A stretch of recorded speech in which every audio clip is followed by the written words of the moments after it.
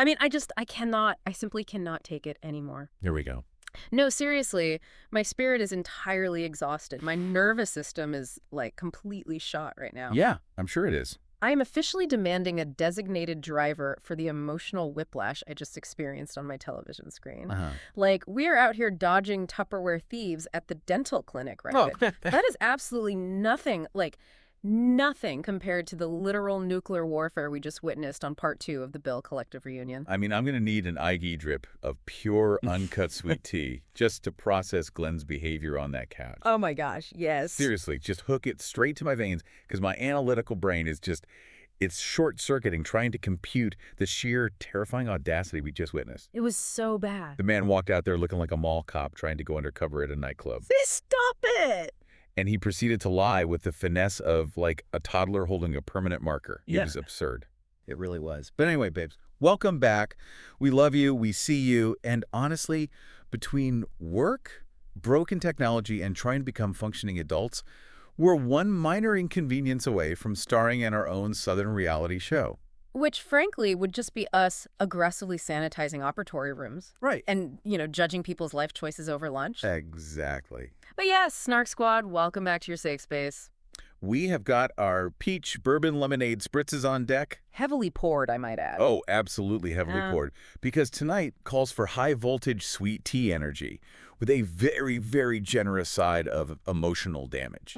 So wherever you are listening right now, whether you are stuck in traffic or, hiding from your children in the pantry. Don't judge. No judgment. Okay. Or avoiding your email inbox, let's just take a collective deep breath, raise a glass, and toast to surviving another absolutely unhinged work week. Cheers. Here's to that. Oh. Clinking the imaginary glass. Speaking of the work week, we need to do our dentist edition of highs and lows. Ooh, the clinic was its own bizarre ecosystem this week. Literally. I need to trauma dump for a second. Please do. So, my absolute high. I had a patient waking up from anesthesia who was still completely beautifully loopy. Love that for you. Right.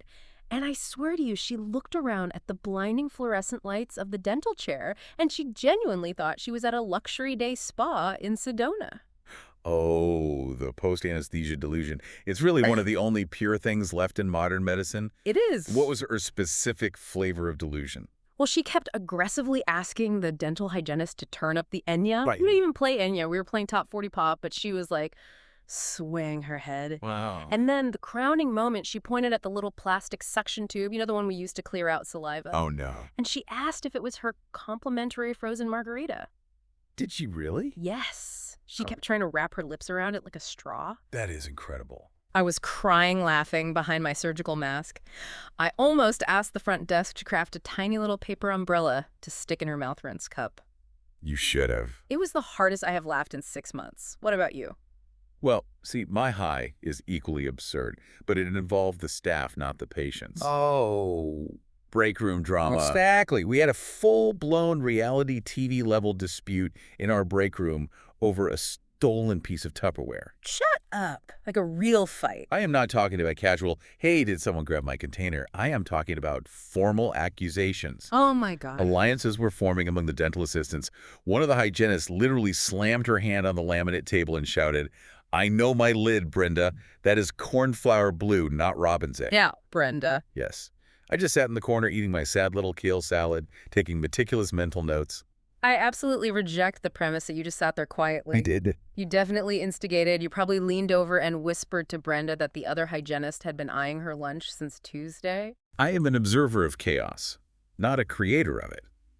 I merely asked Brenda if she had considered the chain of custody of the Tupperware. You are so toxic. I just let the chips fall where they may. It proved the week wasn't all bad, because human pettiness in a sterile environment is endlessly entertaining. That is amazing. But what was your low? Let me guess. A patient who thinks their 15 minutes of Google research invalidates your medical training. Even worse, a negotiator. Oh, no. I had the most exhausting double-booked day on the schedule. My spine felt like a question mark. I know that feeling. And I finally get to this one patient for a standard cavity filling, right? And this man tried to negotiate the procedure like he was buying a used Honda Civic at a swap meet. You're kidding. He looked me dead in the eye and said, what if we just do half the filling today and you throw in a free teeth whitening as a bundle deal? No, No, tell me you kicked him out of the chair. You cannot bundle deal a cavity. I looked at him with the cold, dead eyes of a medical professional who hasn't had a bathroom break in 6 hours. And I said, "Sir, this is a medical procedure, not a timeshare presentation. Period. The bacteria in your molar does not respect a payment plan." Oh, that is so good. It took every ounce of my professionalism not to just unclip his paper bib and walk out of the operatory. The utter disrespect for the structural integrity of a tooth. Oh my gosh, my low was right there with you in the trenches of physical exhaustion. Let's hear it. So it was Wednesday, exactly 4:14 p.m. My back is screaming, my neck is cramped at a 45-degree angle. Natural. And I am covered in aerosolized spit from a patient who refuses to breathe through their nose. Oh, the worst. Right, and I just had this moment of absolute paralyzing existential dread. I seriously questioned if dentistry should come with federally mandated hazard pay. It should. And a weekly, non-negotiable deep tissue massage paid for by the state. Why do we do this to ourselves? Why didn't we just become lifestyle influencers? Because the algorithm is fickle, but tooth decay is forever. That is so depressing. We like fixing things.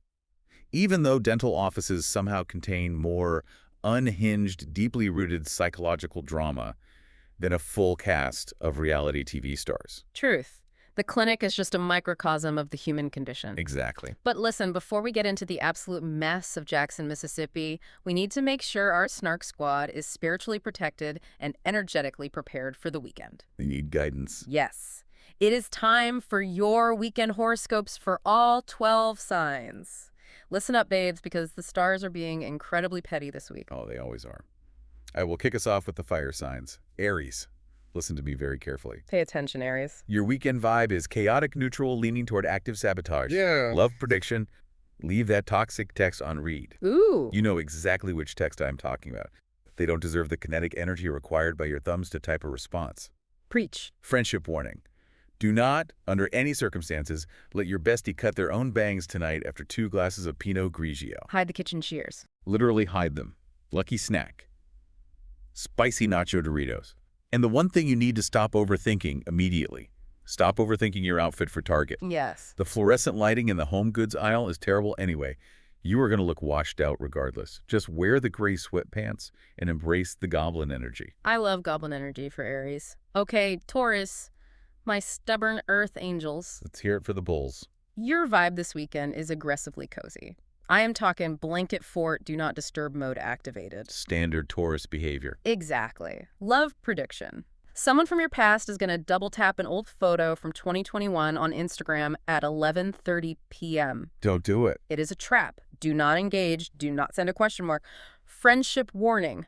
Your friend who claims they never have drama is about to drop an absolute nuclear bomb in the group chat, so keep your phone charged. So true. Lucky drink. An iced matcha latte with oat milk and a pump of vanilla. And stop overthinking that email you sent to your boss on Tuesday. They're definitely overthinking it. You used too many exclamation points. It felt overly eager, we know. But it's done. It is in the digital ether. Just let it go. All right, Gemini. The twins. Your vibe this weekend is suspiciously quiet, which means you are plotting. Always plotting. Love prediction. You are going to aggressively flirt with a barista who is just trying to earn a living wage. Poor barista. It will go absolutely nowhere, but I want you to enjoy the thrill of the chase anyway. Friendship warning. Cancel the brunch plans you made 3 weeks ago when you were in a manic, extroverted mood. Just do it. You know you don't want to go. They probably don't want to go. Just blame a minor stomach bug and secure your peace. Exactly. Lucky activity. Organizing that one junk drawer in your kitchen that haunts your waking nightmares. And stop overthinking whether you are the villain in someone else's story. Oh, this is deep. Let me save you the suspense.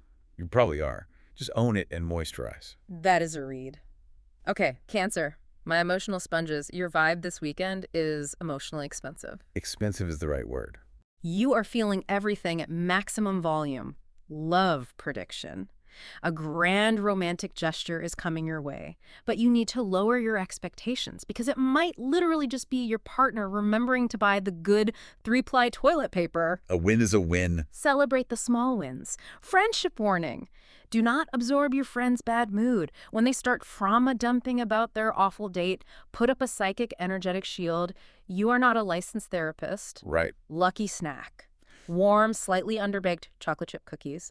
And Cancer, please stop overthinking what you said at a party in 2014. Literally no one remembers that you called the host by the wrong name. Release the cringe. They will never release the cringe. Leo, fight main character energy on a strict budget. Strict budget. Love prediction. Demand absolute worship from your romantic prospects and accept nothing less than total devotion. Friendship warning. Someone in your circle is going to try and steal your spotlight at a social gathering this weekend. Oh, Leos hate that. Anticipate this.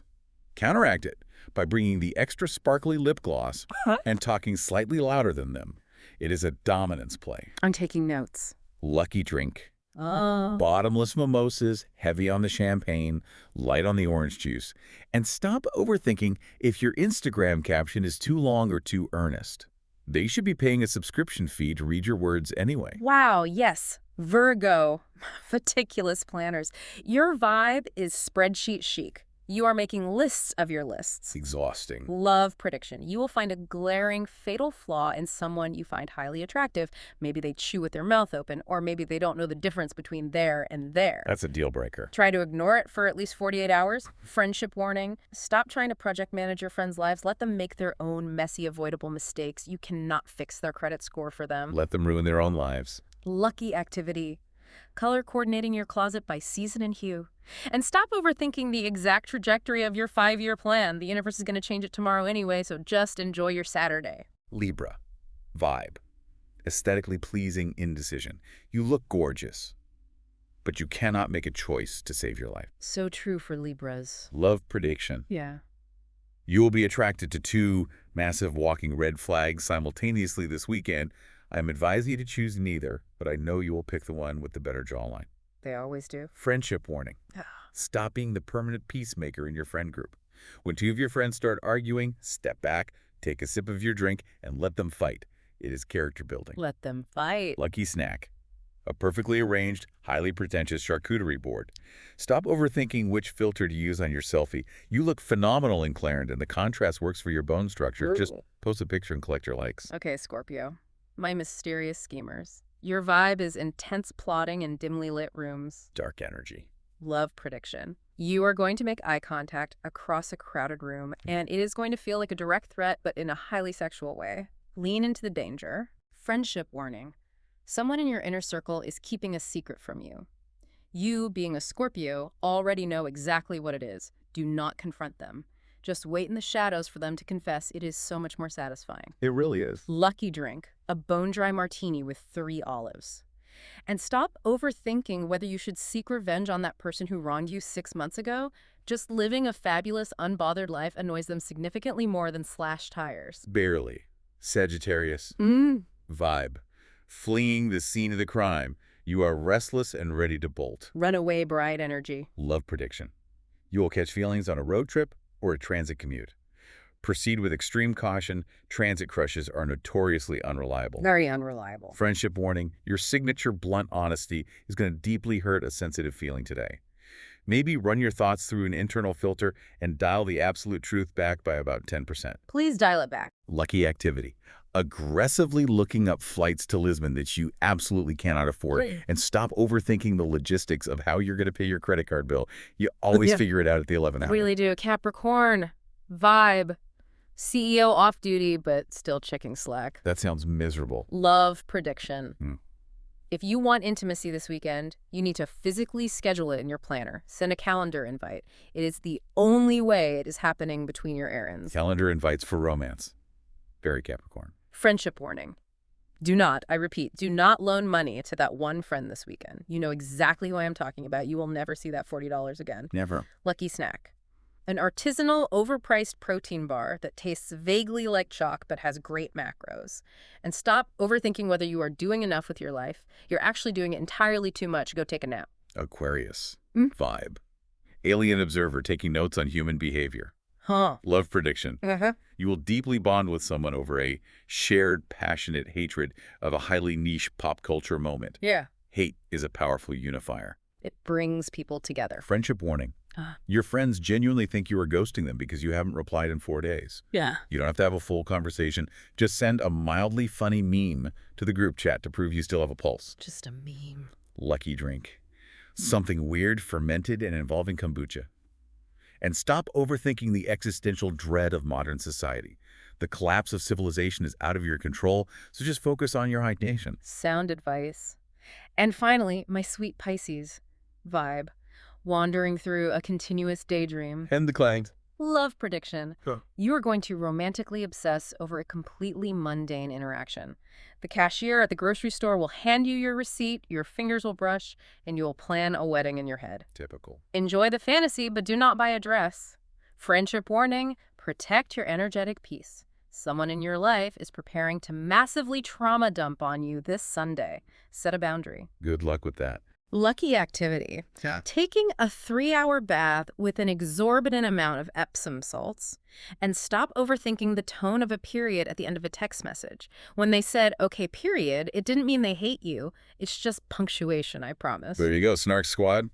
You are fully equipped. You have your cosmic armor. Equipped mentally, maybe, but physically, materially, my earthly possessions are crumbling into dust. Oh, here we go. No, I need to spiral for a second. The saga of the shattered glass. I have been waiting for this breakdown all morning. It was devastating. You know, I treat my electronics like Fabergé eggs. You do. You have, like, 3 cases on everything. I was just holding it, barely holding it. Admittedly, it was balanced precariously on my pinky finger and it slipped. Right. And you know that horrifying slow-motion distortion of reality? Oh, yeah. Time stopped. Where the physics of the universe suddenly alter, time dilates, and you were just watching this incredibly expensive glowing rectangle fall to the floor, utterly powerless to stop it. And you hear that specific sound. Yes. It is a sound that triggers an immediate cortisol spike.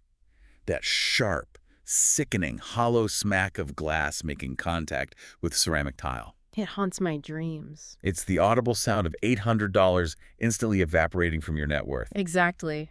My soul left my body, and I picked it up very slowly, like I was uncovering a wound. A technological wound. And at first, I was like, oh, thank God, the universe loves me. It was just a tiny microscopic hairline crack in the bottom left corner. That's how it starts? Right. I went to sleep feeling so lucky, so blessed, but then the crack grew legs. It always does. It magically multiplied in the dark. I woke up the next morning, grabbed my phone to turn off my alarm, and my screen looked like a terrifying, jagged spiderweb. It spread across the entire interface. It's an absolute tragedy. It's the absolute scam of the century, is what it is.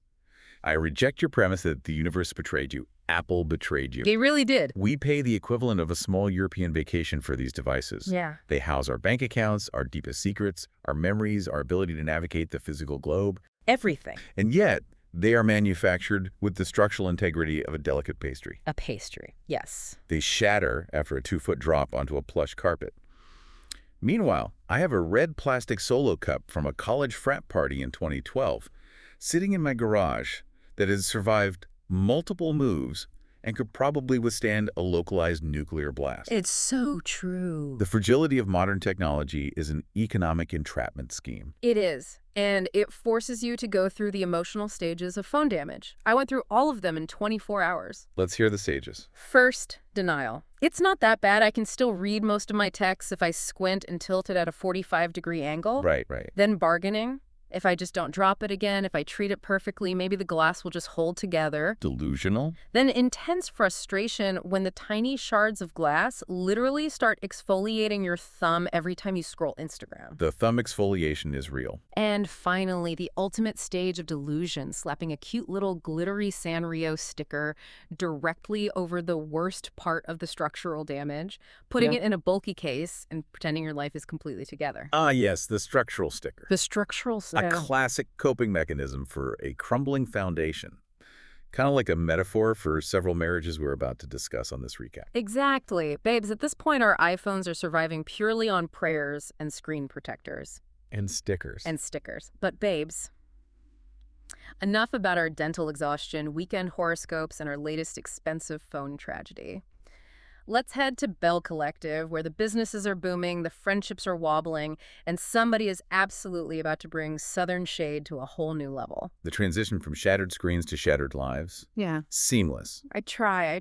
Because Season 7, Reunion Part 2, it was a mess. A beautiful, tragic, perfectly lit, heavily contoured mess. We are diving straight into the deep end of this pool of drama. No water wings, we're just jumping in. Let's do it. Let's start with the absolute circus, that is Lateshia, Glenn, and Amanda. And honestly, the true tragedy here, the death of Lateshia and Latrice's beautiful friendship. Well, before we get to the friendship fallout, I have to analyze the sheer absurdity of the setting for the inciting incident. Okay, yes. The infamous truck conversation. Why does everything clandestine in Jackson, Mississippi seem to happen outside of a TA truck stop? Right. Is there no other covert meeting location? A Starbucks? A Target parking lot? Literally anywhere else. But let's look at the actual accusation on the floor. Amanda claims she is sitting in Glenn's truck. Glenn, a married man who has taken vows. Allegedly taking vows. And according to Amanda, Glenn leans over, tells her he does what he wants, and point blank proposes a threesome. I was practically shrieking at my television. I'm sure your neighbors love that. Because if you are a reality TV fan, you know the formula. You expect Lateshia to come out guns blazing. Exactly. You expect her to defend her marriage, call Amanda a desperate liar, demand receipts, and shut it down. That's the playbook. But no. Lateshia bypasses the standard playbook and drops an absolute nuclear bombshell. She looks Carlos in the eye and admits that they did have a threesome. Which is a plot twist worthy of a daytime soap opera from 1998. Right. But wait, it gets crazier. She admits to it, but she flips the entire script. Masterful flipping. She says, yes, we did it, but it was for my 25th birthday, and I was the initiator. I asked for it. Glenn was hesitant. Glenn didn't even really want to do it. Please. I wanted to reach through the screen, grab Lateshia by her perfectly tailored shoulders, take her to a private booth at brunch, order her a mimosa, and just hold her hand. Of course you did. You think brunch fixes everything. It does. I wanted to look at her and say, sweetie, we see right through this. We know exactly why you did that. You were 25 years old, you were insecure, and you were trying desperately to keep a man who notoriously wanders. You opened a door to a third party to try and hold on to his attention. See, I completely reject your brunch-based sympathy. You are letting her off the hook because she is playing the victim of her own narrative. I just feel bad for her. It is a classic, tragic survival move, yes, but it is also a heavily calculated PR pivot. By claiming she initiated it, she takes away Amanda's power. Oh, true. She says, you aren't a temptation to my husband. You are merely an activity I occasionally authorize. It's a dominance play. That is so dark when you put it like that. However, the Reddit streets are entirely unforgiving, and they do not buy her narrative for a second. Have you seen what the fans are calling Glenn online? Oh my gosh, I have been scrolling the threads all morning. It is brutal out there. They're calling him Elder Boosie. Elder Boozy. Some of the more creative trolls have upgraded it to To Be Boozy because of his discount rack aesthetics and his absolute basement-level morals. To Be Boozy is sending me. But what fascinates me is the psychology of his behavior on that couch. When you watch him under the studio lights, under pressure from Carlos and the women, his verbal strategy is a textbook study in deception. It was so obvious he was lying. Whenever Amanda or Carlos cornered him with a direct, unavoidable question, what was his immediate verbal response? He kept stammering, come on, man, come on, man. He said it like 50 times. Exactly. Come on, man. It is verbal filler. He uses it as a cognitive buffer. Oh, a cognitive buffer. Yes. When a person is hit with a truth they cannot deny, but admitting to it destroys their narrative, the brain freezes. Come on, man. Buys his lagging processor 3 extra seconds to construct a somewhat plausible lie. Wow. It's what cornered people do when the truth is unavailable. But silence acts as a de facto admission of guilt.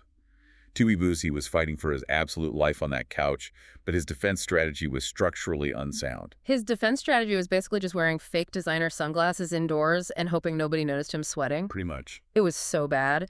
And amidst all this chaotic, truck stop, threesome nonsense, the thing that actually broke my heart, and I got deeply, genuinely emotional about this, I actually teared up, was Latrice breaking off her friendship with Lateshia. It was inevitable. But this wasn't just reality TV bickering over who got the best room on a cast trip. You could feel the real visceral pain of a sisterhood dying on that stage. Well, sisterhoods die when one person brings a weapon to a pillow fight. Ooh, that's a good line. Lateshia crossed a fatal, uncrossable line.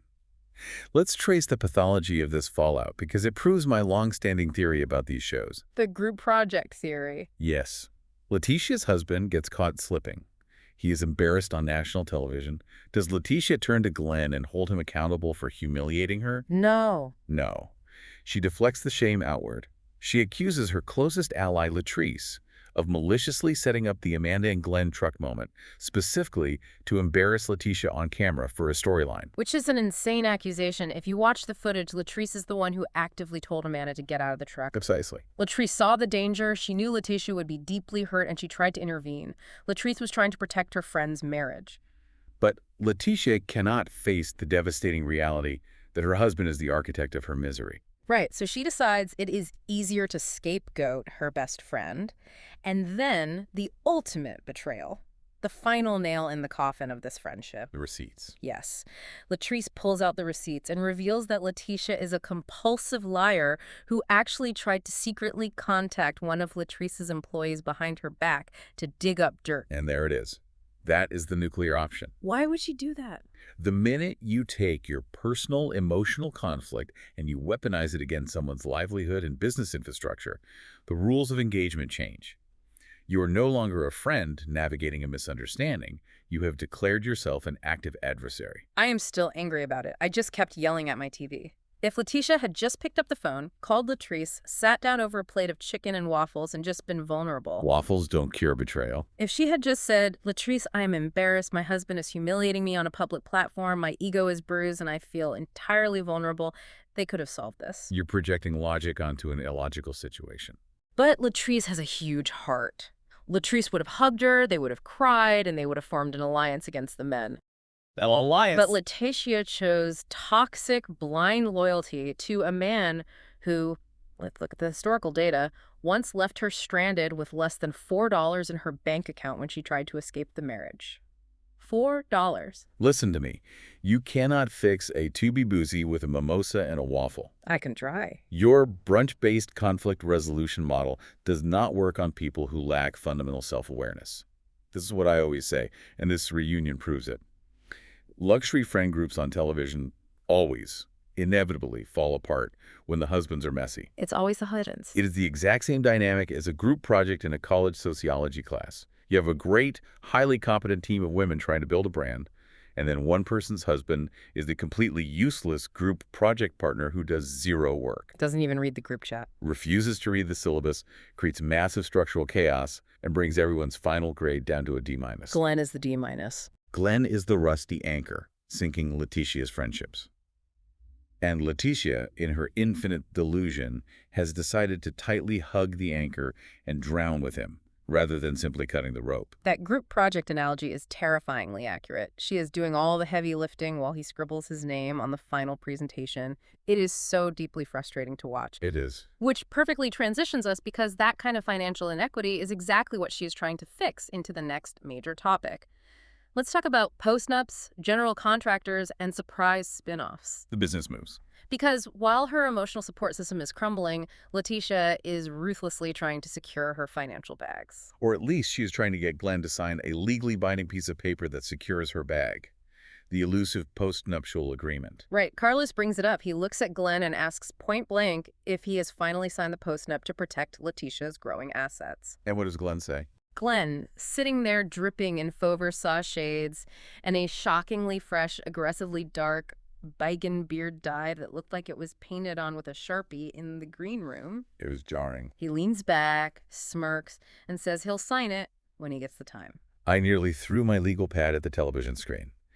It is an insult to the audience's intelligence. When he gets the time. This man clearly has an abundance of free time. He has the time to wander the local mall on a Tuesday afternoon browsing kiosk jewelry. Buying fake chains. He has the time to sit idle in his truck at a TA stop propositioning cast members. He has the time to perfectly edge his facial hair. But he does not have the 3 consecutive minutes required to read a standard legal document and sign his name to protect his wife's financial future. It's disgusting. It is deliberate financial stalling.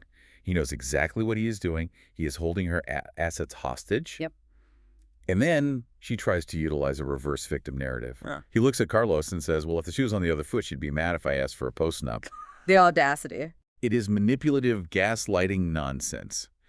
He brings no capital to the table, yet demands equal access to her labor. It is enraging, and it makes me so incredibly proud, simultaneously so confused.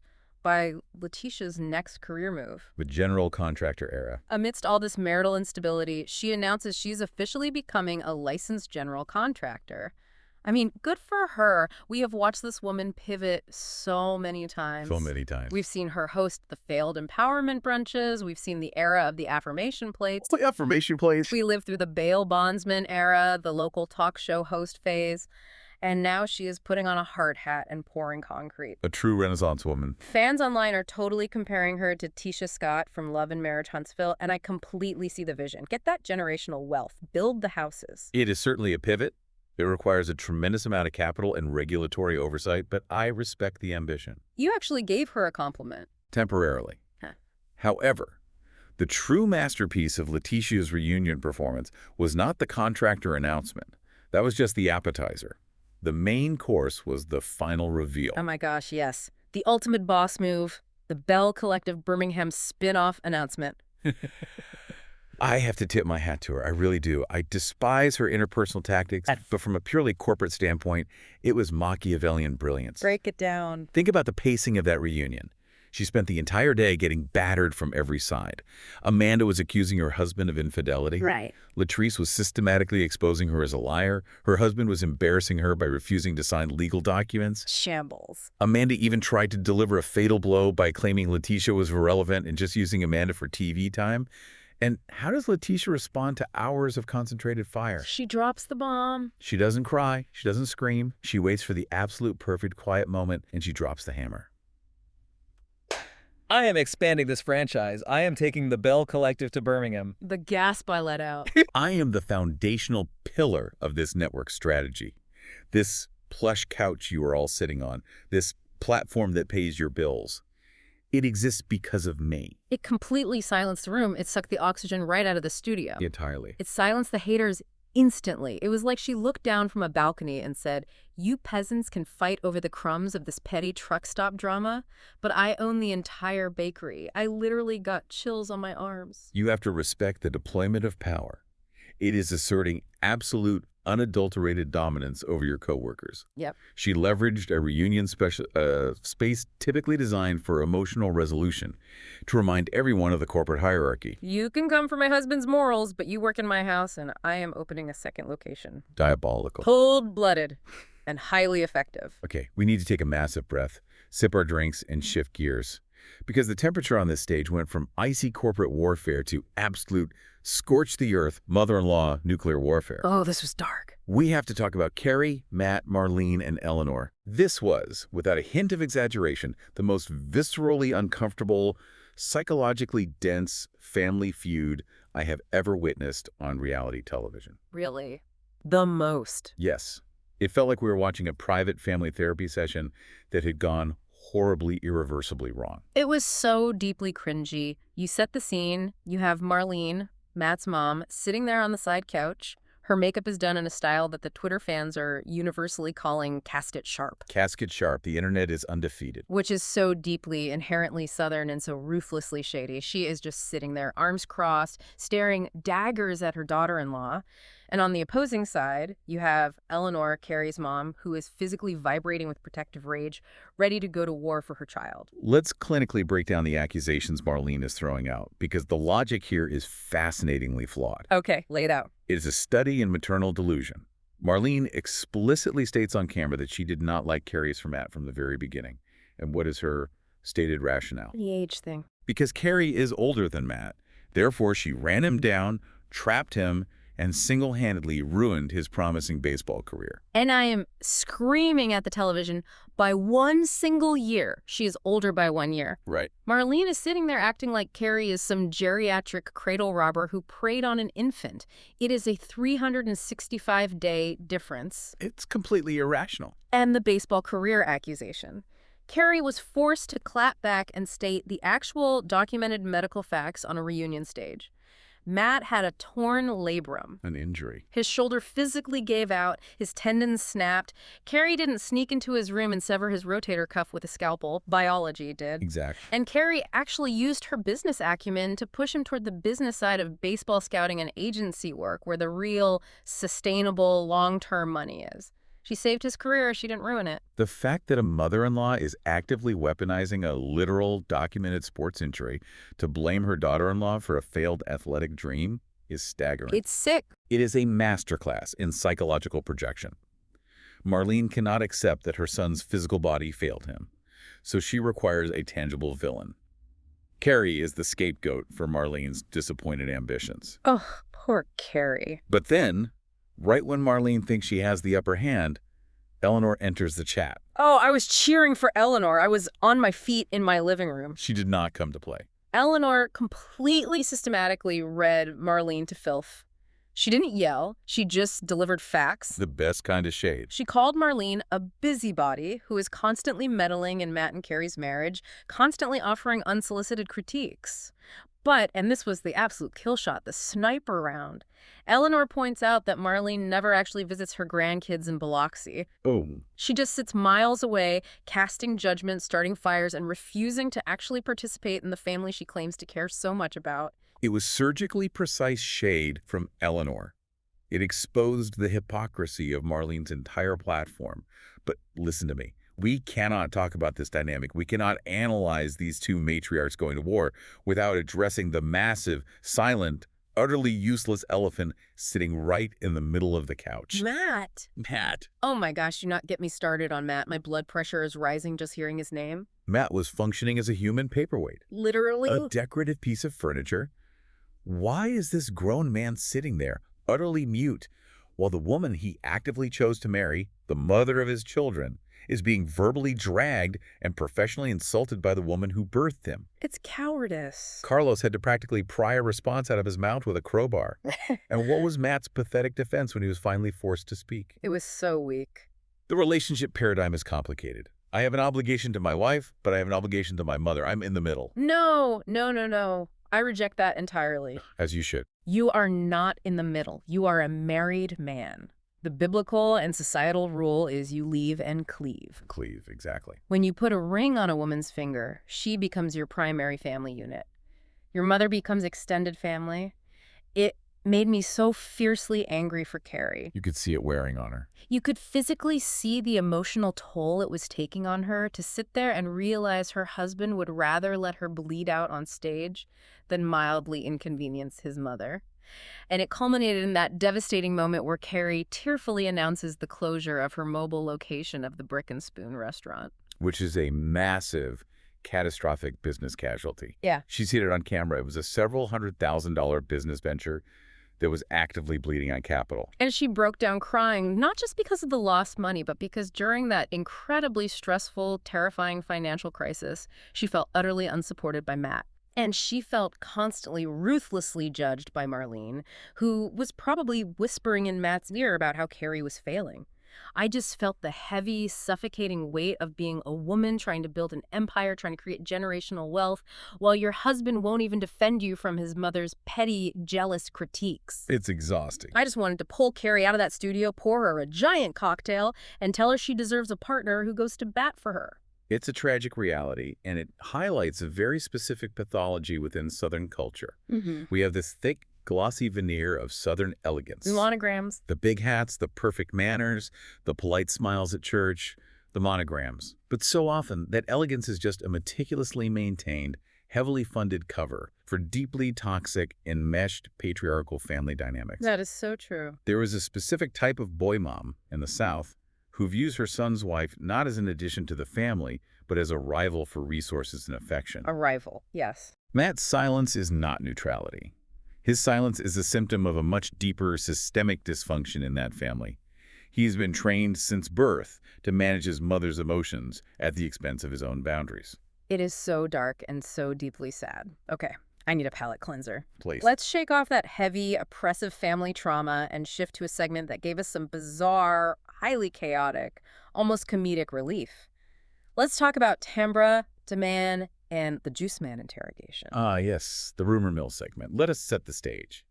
Shantae, who, let's establish right now, is solely playing the role of Letitia's attack dog this entire reunion. She has absolutely no independent storyline. None. Shantae brings up this convoluted lure. She claims that Tambra is secretly in a relationship with a man named Ralph, a.k.a. the Juice Man. The Juice Man. And according to Shantae's investigative journalism, DeMann is not Tambra's partner, but merely a platonic friend that Tambra made a sterile clinical baby pact with. And Tambra, who is usually pretty measured, has clearly had absolutely enough of Shantae's nonsense. Instead of just arguing, Tambra literally pulls out her cell phone, dials Dr. Juice Man, and puts him on speakerphone live on the reunion stage, surrounded by cameras. A bold move. Carlos asks the man point blank if he is dating Tambra, and the Juice Man angrily, loudly denies it through the phone speaker. He yells, "Hell no, I'm a man, leave me out of this reality TV mess." Which brings up the most glaring, unanswered question of this entire bizarre subplot. What is Shantae's intense, bizarre obsession with Tambra's reproductive timeline and romantic life? Why does she care so much? Why is she so hyper-fixated on the exact nature of Tambra's conception plans? She has zero skin in the game. It doesn't affect her bank account, her marriage, or her business. Not at all. It is purely manufactured, synthetic outrage designed solely to earn her a check and screen time as Lateshia's vocal proxy. It totally is. She is just doing Lateshia's dirty work so Lateshia can keep her hands clean. But you know what? I have to admit, I swooned just a little bit when Dimon actually walked out onto that stage. Really? You swooned? I did. He has been dodging the cameras all season. He clearly hates filming, but he put on a suit and came out to defend Tambra. He sat down, looked directly at Shantae, stayed completely calm, and just delivered the line of the night. He has a good line. You seem like a nice lady, but you need to get your Carfax right. The Carfax. Get your Carfax right. It was iconic, it was dismissive, it was accurate, and it completely shut her down. It was a highly effective rhetorical pivot. But let's actually analyze the core of the rumor itself, because the sociology here is fascinating. Rebecca, let's analyze it. Let's play devil's advocate for a moment. Yeah. Let's say the rumor was entirely true. Okay. Let's say Tambra and DeMann were not romantically in love, but were just highly compatible platonic friends who decided, hey, we're getting older, we have a solid financial foundation, we trust each other deeply, let's co-parent a child together as partners. Exactly. I was saying the same thing. Who cares? What is the actual big deal? There isn't one. It is 2026. Families look vastly different now than they did in 1950. Let's be brutally honest. Some of the most toxic, damaging, psychologically unsafe environments for children are traditional two-parent married households where the husband and wife absolutely despise each other but stay together for the aesthetic. You're not wrong. If two mature, consenting adults decide to bring a child into the world with intentionality, respect, and a rock-solid friendship foundation, why is Shantae acting like it's a crime against humanity? Why is she clutching her pearls over a logical co-parenting agreement? Because reality television as a medium inherently relies on the strict enforcement of outdated traditional norms. Ah, true. The genre requires a rigid set of societal rules so that the cast can actively penalize and isolate anyone who steps outside of those boundaries. Shantae is trying to publicly shame Tambra for an arrangement that, quite frankly, sounds highly logical, financially stable, and remarkably drama-free. Which is boring for TV. Exactly. A drama-free, logical co-parenting agreement does not get you a contract renewal for next season. Shantae needs Tambra to be a scandalous deviant because Shantae's entire relevance depends on having someone to judge. That makes perfect sense. They need a witch to burn. Always. But speaking of creating drama out of thin air, let's roll right into the next segment, which is a masterclass in delusion. The game of telephone and Mike's ghost baby. This was an extraordinary display of obfuscation. It was exhausting. The rumor presented is that Mike, who is Selena's brand new husband, fathered a side baby outside of their marriage. Carlos attempts to act as a forensic investigator and trace the origin of this rumor. Good luck with that. And it instantly devolves into the most hilariously convoluted, chaotic game of telephone I've ever witnessed on television. I was literally pausing my TV and trying to map it out on a notepad, drawing lines between the cast members. You made a flowchart. I had to. Okay, follow me here. Supposedly, Mike tells Cliff. Then Cliff takes that information to the men's group text, and Cliff also tells his wife, Latrice. Then Latrice tells some of the women in passing, but wait, then Carrie jumps in and says she heard it from Matt because Matt allegedly talked to Cliff. Keeping up. But then Marie claims she knew about it and tried to compassionately warn Selena. But then Carrie changes her story and says she originally heard it directly from Tambra. It was exhausting. It was like watching a yarn ball explode in a ceiling fan. Yes. And the absolute peak of this segment, the meltdown to end all meltdowns, was Tambra sitting on that couch. I was laughing so hard I couldn't catch my breath. Somehow. Carrie accuses Tambra of being the architect of the rumor, and Tambra completely fundamentally loses her mind. She just starts screaming, "Get it right, Carrie! Get it right! Get it right, Carrie!" On a loop. Over and over and over again. She said it at least 40 times, at maximum volume, sounding like a glitching animatronic at a haunted theme park. It was deafening. But if you strip away the comedy and analyze the psychology of that specific moment, it is a brilliant, albeit unhinged, reality TV survival tactic. Wait, you think that was a strategy? Oh, absolutely. Reality TV cast members will frequently deflect from an uncomfortable investigation by deliberately amplifying a secondary process-oriented conflict. By screaming, "Get it right," 75 times in a row, Tambra deployed an auditory smokescreen. She is the reality TV equivalent of a squid deploying ink. Squidding. That is genius. By blinding the room with sheer volume and shifting the argument to who started the rumor, she completely derailed the investigation into the ghost baby itself. They spent so much frantic energy fighting over the chain of custody of the gossip that everyone on that stage completely forgot to ask the most important question. Did Mike actually father a child? Exactly. They amplify a rumor they don't even have receipts for just to create a wall of noise. It was a literal noise cancellation strategy. It worked perfectly. Nobody knows anything about Mike's baby, but we all have a headache from Tambra. Mission accomplished. Oh my gosh. Okay, let's pivot away from the screaming, because the next topic was much quieter, but honestly so much heavier and darker. We need to talk about Latrice, Cliff, and the deeply sad saga of Cliffarella. Yes. The tone shifted dramatically here. It did. Latrice gave a very vulnerable health update, revealing that she had just recovered from intensive surgery to remove uterine fibroids. And she revealed she was only 3 weeks post-op while filming this reunion. Which is wild. Which, from a medical standpoint, is incredibly grueling. I felt such genuine sympathy for her in that moment. You know how exhausting recovery is? Sitting under those hot, blinding studio lights, wearing restrictive shapewear, dealing with Letitia's massive betrayal, all while your body is trying to heal from major surgery. It's a lot. And the surgery clearly shifted her internal perspective on her mortality and her legacy, because Latrice looked at the cameras and stated clearly that she desperately wants a baby. She wants to be a mother. And this is exactly where the stark, unavoidable reality of a massive age gap in a marriage hits a concrete wall. Cliff is significantly older. He already has 5 grown children from previous relationships. He has grandchildren. He's done. He has done the midnight feedings. He has done the diaper changes, the stressful school runs, the tuition payments. He is firmly entrenched in the retirement phase of his life. His primary concern is his golf handicap. Literally. And he flat out, unequivocally, refuses to start over with an infant.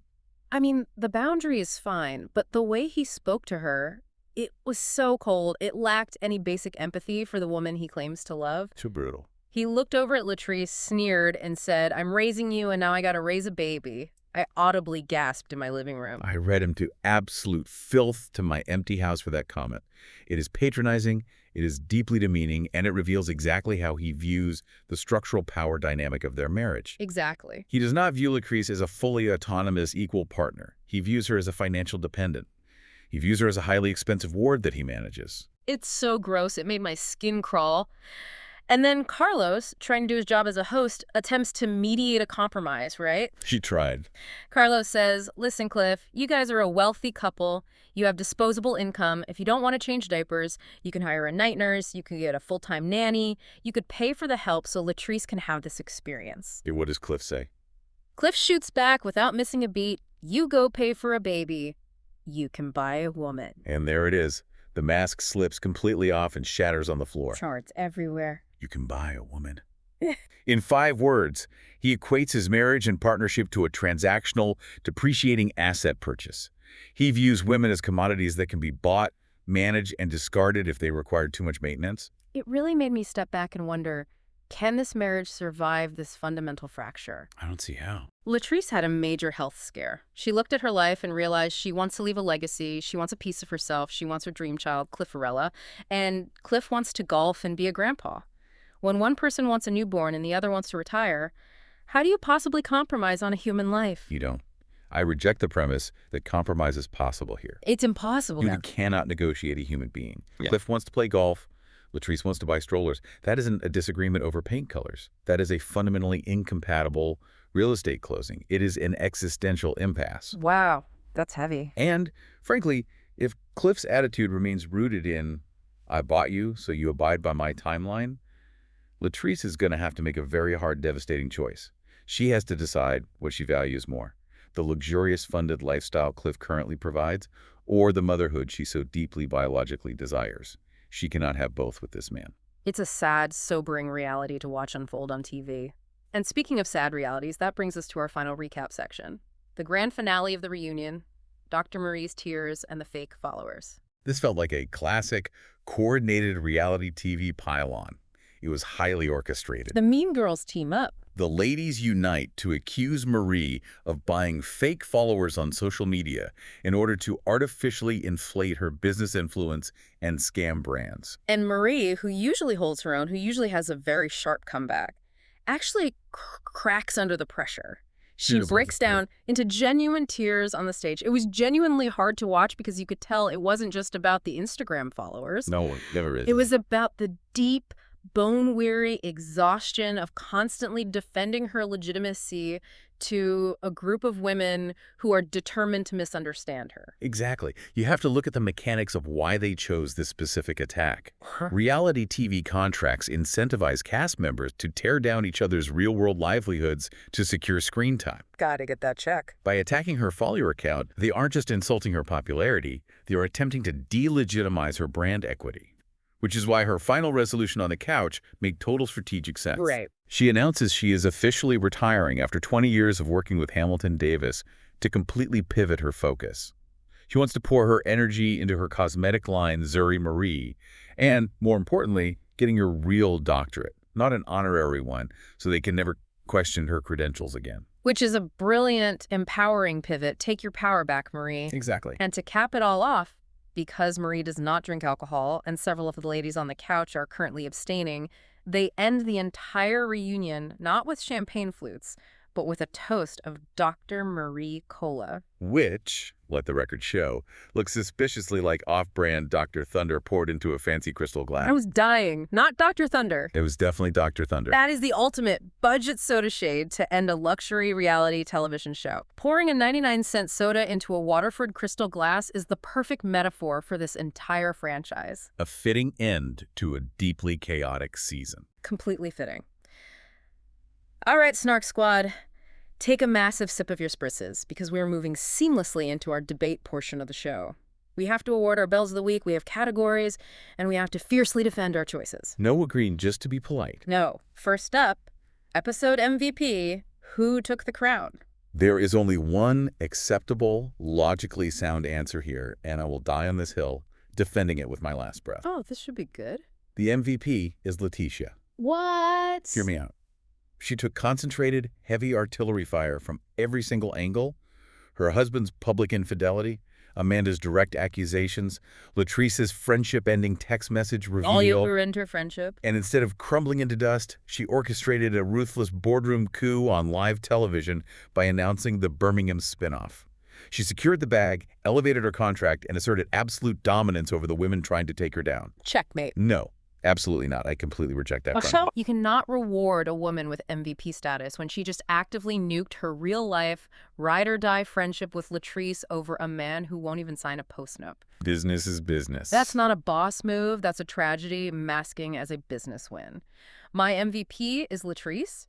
She stood in her truth. She protected her peace. She brought the receipts to prove Letitia's lies, and she refused to let a toxic friend drag her down. That's nice cut. Latrice showed actual emotional growth, whereas Lateshia just showed a new LLC. Emotional growth does not secure an executive producer credit, but fine. We will agree to strongly disagree. Let's move to best dressed. Great, this is tough, but I'm giving it to Carrie. Even while she was getting verbally assaulted by her mother-in-law, her hair was laid, her dress was impeccably tailored, and she looked like wealthy, unbothered Southern money. She did look good, but I am taking a different route. Oh, boy. I am sarcastically nominating Glenn. Yes. The faux Versace shades worn indoors under high-definition lighting. The freshly painted, jet black, Beigen beard dye that looked like it was applied with a felt-tip Sharpie 5 minutes before he walked on stage. It was so dark. It was a visual masterpiece of sheer, unadulterated delusion.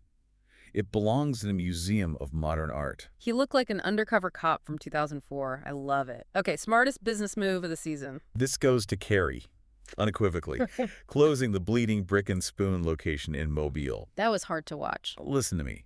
It is incredibly psychologically agonizing for an entrepreneur to admit defeat on a public platform.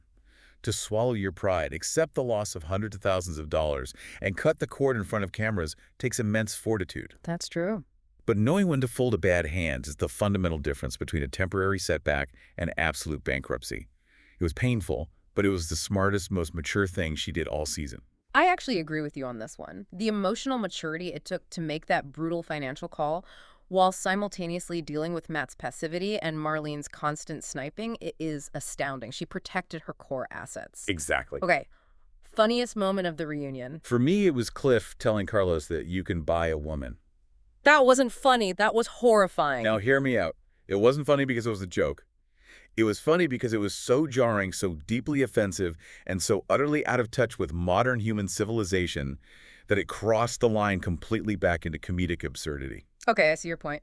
The deadpan, earnest delivery of a man who truly deeply believes his wealth shields him from basic human decency was astonishing to witness. See, for me, the funniest moment was Tambra yelling, "Get it right, Carrie," on that endless, demonic loop. The squid ink? It sounded like a CD skipping from 1999. I have literally extracted the audio file and made it my new ringtone for when my mother calls. That's amazing. Okay, most chaotic energy. Shantae. Full stop. No debate. Agreed. Playing Letitia's unauthorized mouthpiece, demanding answers about juice men and baby packs, getting into screaming matches when she has literally zero actual skin in the game. Zero. She is fighting other people's wars for free. She is doing Letitia's dirty work, and she isn't even getting a full-time cast member salary for it. That is the very definition of chaotic, uncompensated energy. It is exhausting just watching her vocal cords strain. Okay, final category. Person you'd actually want to grab cocktails with in real life. You go first. I am taking Carrie.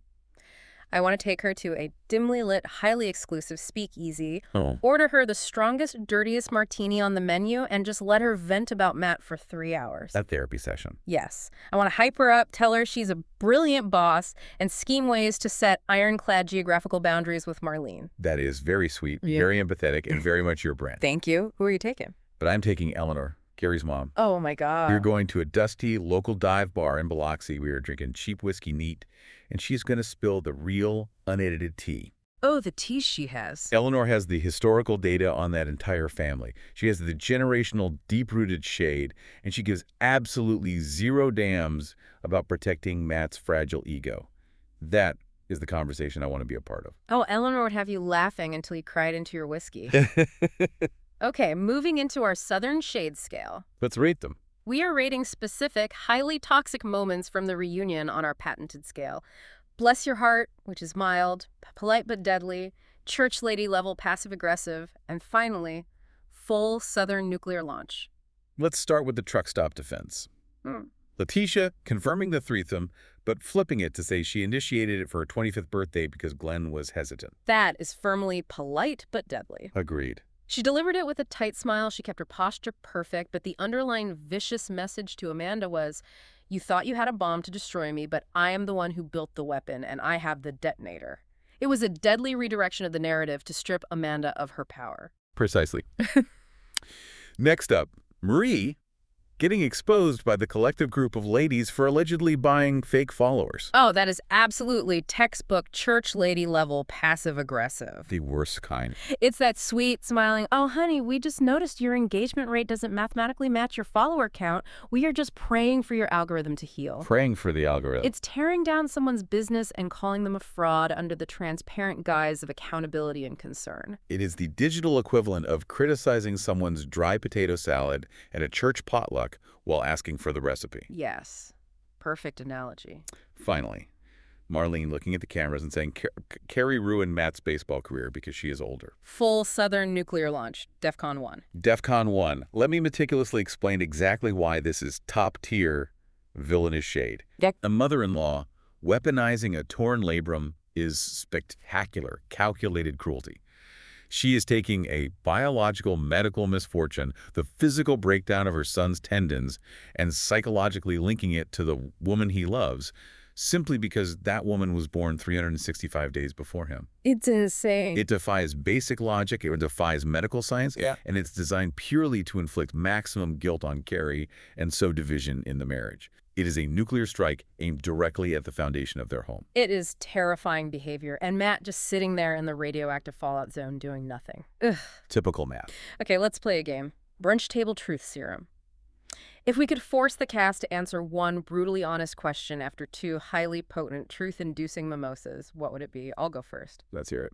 My question is for Matt. Matt, look me in the eyes. Do you actually hear your mom speaking when she insults your wife, or is it just static white noise in your head? That's a great question. And I am guessing his mimosa reveal would be that he literally zones out to survive. He probably hears the Peanuts teacher voice, wah, wah, wah, and just nods his head rhythmically so he doesn't have to deal with the terrifying conflict of choosing a side. It's a childhood trauma response masquerading as stoicism.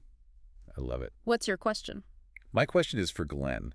Glenn, under penalty of perjury, how many burner phones do you currently have active? Oh my gosh. And his mimosa reveal would be that he has at least 3.